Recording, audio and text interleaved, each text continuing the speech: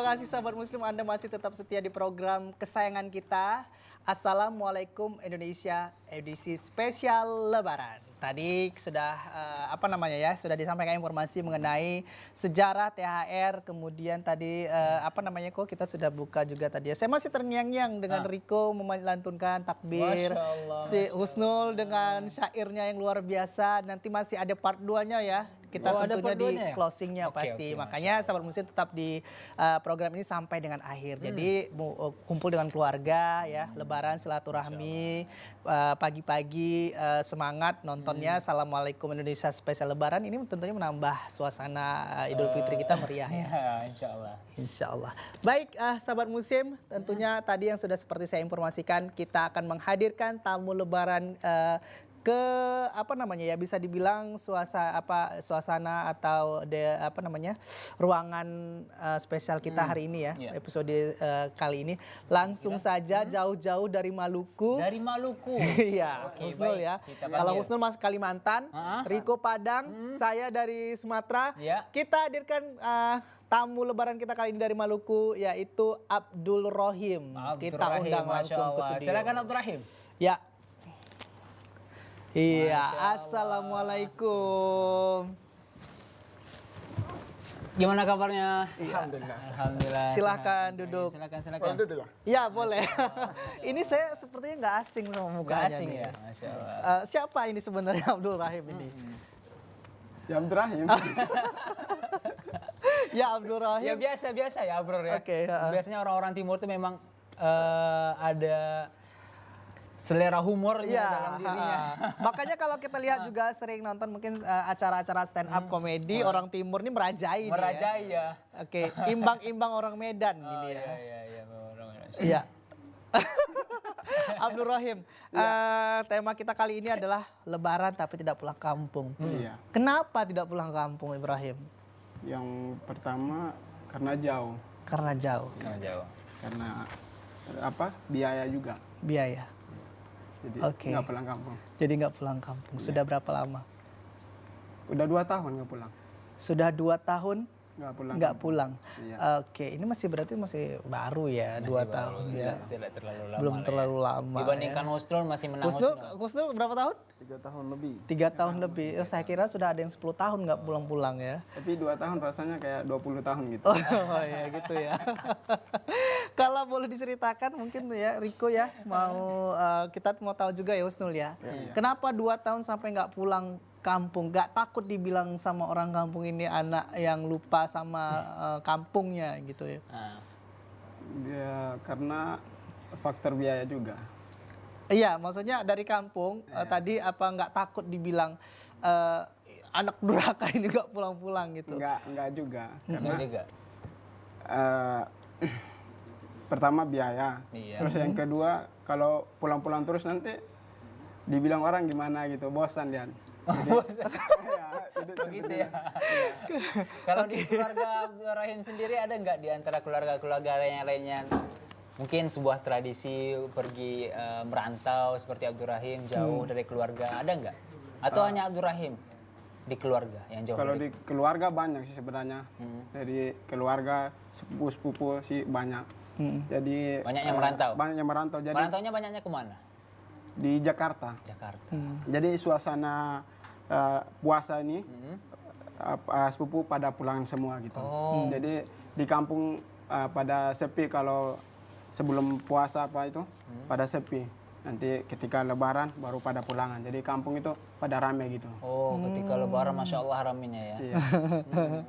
Ya oke.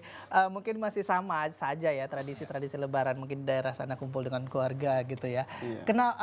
Kalau boleh tahu di Medan ngapain kenapa sampai harus tidak pulang gitu? Kalau tadi karena biaya ya. Di Medan apa kegiatannya? Kegiatannya yang pertama kuliah. Jadi kalau nggak pulang kampung ya silaturahmi kayak rumah-rumah teman. Oke, gitu ya. Oke. Berarti karena kalau tidak pulang kampung di Medan merayakan Idul Fitrinya kumpul bersama teman-teman yang tidak senasib tidak pulang juga ya. Kenapa tidak gabung saja sama Husnul? Husnul juga tidak pulang ya. Ya. Husnul ini sama nih tipenya senyum juga nih, tapi sebenarnya di hati memendam hasrat ya. Aduh, saya juga nggak pulang. Ternyata ada teman senasib sepenanggungan gitu ya. Nah, apa namanya tadi Ibrahim sudah menjelaskan karena di sini juga kuliah, kemudian faktor biaya juga tidak bisa memungkinkan untuk pulang. 2 tahun, apa rasanya tidak pulang? Rasanya sedih karena Sedih. nggak berkumpul dengan keluarga. Sedih rasanya. Sedih ya. Iya. Tapi ketika sedih, telepon keluarga gitu. Telepon Jadi hilang sedihnya gitu. Oke, cukup dengan menelpon keluarga saja ya. Oke, Riko mungkin ada yang mau ditanyakan juga. Apa yang mau ditanyain ya? Ini karena suasananya senang semua, jadi lupa apa Jadi yang mau lupa, ya. ditanyain. Bang Abdurrahim 2 tahun ya nggak pulang-pulang. nggak pulang. Itu dengan 2 tahun nggak pulang itu, ada nggak keluhan dari keluarga? Abdurrahim pulang dong, pulang gitu, kami kangen gitu, rindu. Ada nggak? Ada sih, ada. Ada. Ada usaha bujuk mereka atau memang enggak, aku mau di sini aja, aku udah betah di sini gitu. Ada sih, sering ditanya sama keluarga kapan pulang, terutama sama keponakan-keponakan. Keponakan, Oh, kapan pulang. Gitu. Oh, jadi ada yang juga yang merindukan ya. Iya, banyak yang menunjukkan. saya kira tadi kapan pulang bawa calon istri gitu ya. Ada juga kayak gitu. Ada banyak. Ada. Nenek, Dan juga rencananya seperti itu ya. insya Allah rencananya. Oke. Insya Allah. Keluarga lengkap semua masih. Keluarga kalau mama udah nggak ada lagi. Sudah tidak ada, sudah sejak kapan? Sejak 2 tahun yang lalu. Sudah 2 tahun yang lalu. Artinya 2 tahun ketika memutuskan tidak di kampung Maluku ya. Iya. Kemudian di situ juga memang ibu sudah tidak ada ya. Apa memang momennya bersamaan? Sempat balik, sempat jumpa. Balik. Oke. Nah, kalau boleh tahu Maluku di mananya? Maluku di Maluku Tenggara di Tual. Maluku Tenggara dijual ya. Di Tual. Litual. Jadi, Tual ya. Tual itu terkenal dengan mutiara. Jadi Mutiara. dijulukin Tual Kota Mutiara. Kota Mutiara. Nah, ini mungkin nanti insya Allah jadi mutiara dari Tual ya. Ibrahim ya. Iya. Baik, apa namanya 2 tahun tidak pulang kampung. Kemudian 2 tahun juga apa namanya tidak ada sosok ibu ketika Hari Raya Idul Fitri. Ini pasti berat ya. Dengan Ibrahim yang masih muda gitu ya. Rasanya seperti apa? Rasanya ya sedih. Sedih. Ya, seorang anak kalau tidak ada orang tuanya ya pasti merasa sedih. Merasa kehilangan sosok seorang ibu. Ditambah lagi faktor jauh sekarang ya, Riko ya dengan keluarga ya. Ini ngomong-ngomong masalah ibu. Oke. Bagi Abdurrahim sendiri, ibu itu seperti apa sih? Ada nggak kenangan tersendiri ketika lebaran dengan ibu? Ya ada. Banyak kenangan. Kalau pulang kampung sering dibuatkan makanan spesial, makanan kesukaan gitu. Ketika tidak ada ibu, pulang merasa sedih gitu. Nggak ada yang buatkan, merasa sedih gitu. Jadi kalau pulang kampung ketika nggak ada ibu, ya udah ziarah ke kuburan aja gitu sambil mendoakan. Oke, ibu biasanya buat apa itu? Makanan kesukaan Abdurrahim biasanya dibuat apa? Kesukaan itu ada di sana namanya sagu yang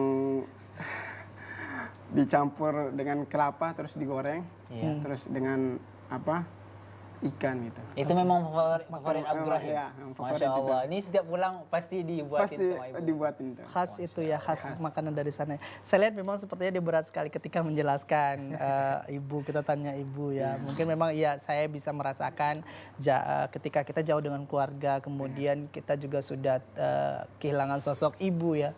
Jadi ketika lebaran pun rasanya ketika kita pulang kampung, kumpul dengan keluarga tapi tanpa kehadiran sosok ibu ini sangat aduh, kalau sudah kehilangan berpisah karena istilah kematian kan susah gini posisinya ya kok. Kalau misalnya kita berpisah dengan orang yang masih hidup, insya Allah kemungkinan akan bisa jodoh ketemu lagi ya. Tapi kalau sudah namanya kita sudah dipisahkan dengan kematian ya, ini rasanya kita mau mencari kemana ketika rindu. Ketika kita datang ke kuburannya juga tidak mungkin kita bisa bicara langsung seperti ada ketika sosok ibu tadi ada lagi gitu ya. Nah, apa namanya ya? Selain Ibrahim merindukan suasana dimasakan oleh ibu gitu. Apa kebaikan ibu yang paling yang paling Ibrahim ingat?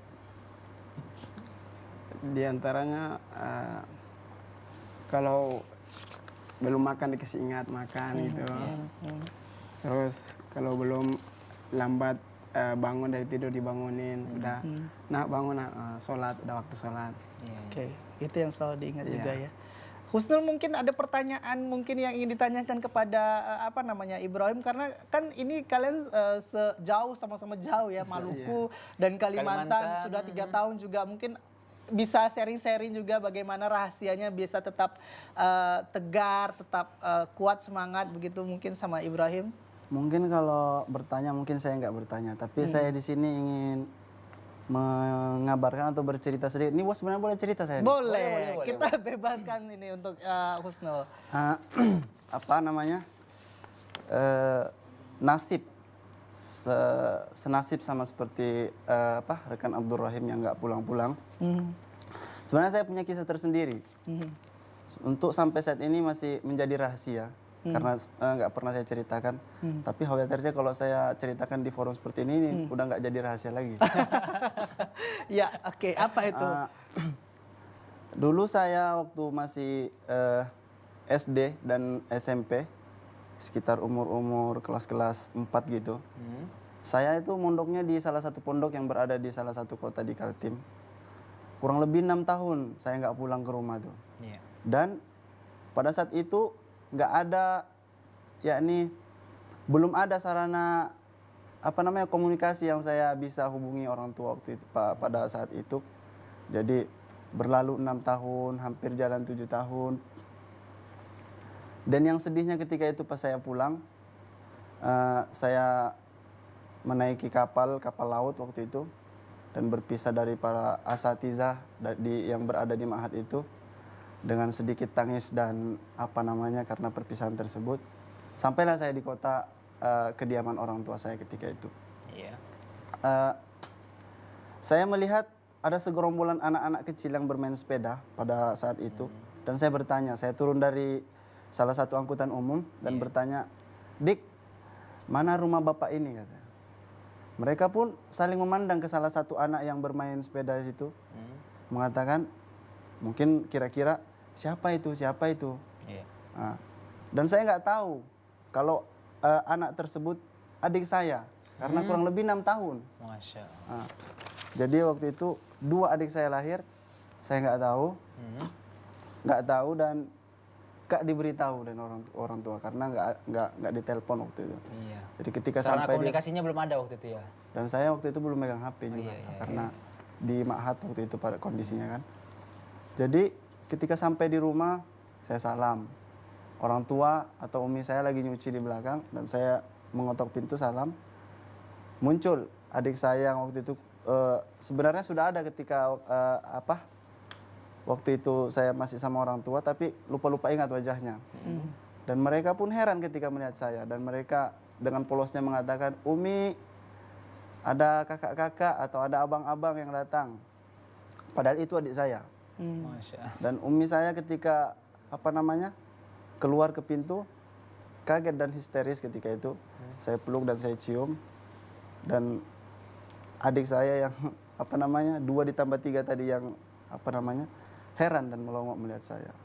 Dan itu mungkin salah satu momen yang saya rasakan dan saya nggak bisa lupakan hingga saat ini. Oke, ini cerita yang sangat luar biasa sekali ternyata dari Husnul ya. Cerita yang tentunya juga jadi bagian dari perjalanan hidup seorang Husnul ya. Kemudian juga dari perjalanan hidup juga dari Abdul Rahim atau kita dipanggil akrabnya Ibrahim ya. Ya, oke. Baik, sahabat muslim, kita akan banyak bicara lagi ya dengan Ibrahim serta Husnul juga cerita. Nanti Riko juga mungkin akan berbagi pengalaman, saya juga mungkin akan berbagi pengalaman. Namun tentunya kita harus jeda dulu nih Riko ya. Dan sebelum jeda kita akan persilakan kepada Husnul mungkin akan membacakan tilawah, dan setelah Husnul membacakan tilawah jangan kemana-mana sahabat muslim, tetap di program kesayangan kita Assalamualaikum Indonesia spesial Lebaran kali ini karena akan lebih seru lagi nanti tentunya segmen kita berikutnya. Silakan Husnul. أعوذ بالله من الشيطان الرجيم. إن الذين يكفرون بالله ورسله ويريدون أن يفرقوا بين الله ورسله ويقولون نؤمن ببعض ونكفر ببعض ويريدون أن يتخذوا بين ذلك سبيلا أولئك هم الكافرون حقا وأعتدنا للكافرين عذابا مهينا.